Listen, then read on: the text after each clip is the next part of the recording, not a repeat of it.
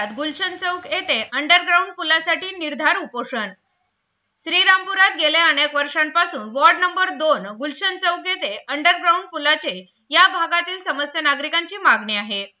हा अंडरग्राउंड पूल गुलशन चौक ते संगमनेर रोडला जोडणारा मुख्य रस्ता असून सुमारे 5 ते 6 हजार लोकांचे रोजचे येणे जाणे होत असते। रेल्वे रुळाच्या पलीकडे जाण्याकरता रेल्वे पटरी ओलांडून जावे लागते। दररोज सकाळी शाळेतील मुले मुली तसेच शुक्रवारच्या बाजारात, दवाखाने, शाळा, हायस्कूल, व्यापारी संकुल अशा अनेक कामाकरता जाण्या येण्याचा हा मार्ग सोपा आहे।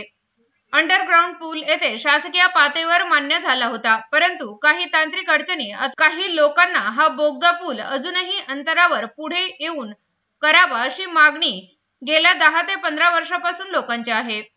हा रेल्वे अंडरग्राउंड पुलाची अथवा मिनी ओव्हरब्रिजची मागणी माजी खासदार सदाशिव लोखंडे, विद्यमान खासदार भाऊसाहेब वाकचौरे, विद्यमान आमदार हेमंत ओगले, माजी आमदार लहू कानडे, माजी आमदार भाऊसाहेब कांबळे, माजी नगराध्यक्ष अनुराधाताई, माजी उपाध्यक्ष करणदादा ससाने आणि रेल्वेचे सोलापूर पुणे डिव्हिजन कडे तसेच नवीन दिल्ली येथे देखील मागणी केली आहे।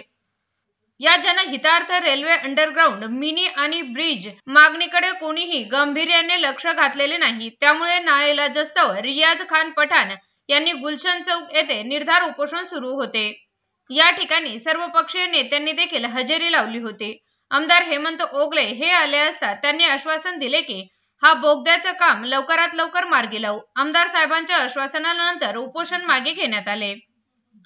याविषयी स्पीड न्यूज मराठीने घेतलेला हा स्पेशल आढावा। मुद्दा उठाया वो सबसे महत्वपूर्ण मुद्दा है। 15-20 सालों से वो चल रहा है। तो कोशिश करेंगे अभी डीआरएम, अभी आप मीना साहब आप हैं, पर मुझे लगता है डीआरएम साहब से बात करनी पड़ेगी। डीआरएम और कंस्ट्रक्शन के जो सीईओ होंगे उनसे बात करते हैं और फिर कैसा क्या करना है सोल्यूशन उसका निकालते हैं। कोशिश करेंगे कि अपन लोग उसको मतलब आगे कर पाए, क्योंकि बहुत ऊपर जाने की जरूरत नहीं, वो इधर लोकल लेवल का इशू रहेगा। आपका डीआरएम ऑफिस तो सोलापुर होगा ना? पुणे डीआरएम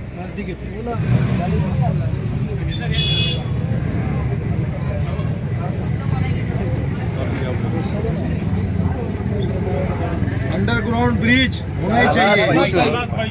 ओके रहेगा, फिकर मत करो।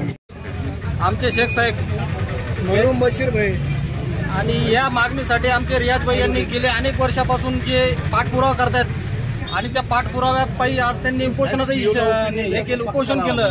या उपोषणासाठी आज तालुक्याचे आमदार हेमंत तात्या ओगले आणि रेल्वे प्रशासन व तसेच या भागातील सर्व नागरिक, सर्व राजकीय नेते, कोणाचं नाव घेत नाही, सर्व उपस्थित राहिल्याबद्दल त्यांचे जाहीर आभार मानतो। ताज्या बातम्यांकरिता सबस्क्राइब बटन दाबून YouTube चॅनल सबस्क्राइब करा।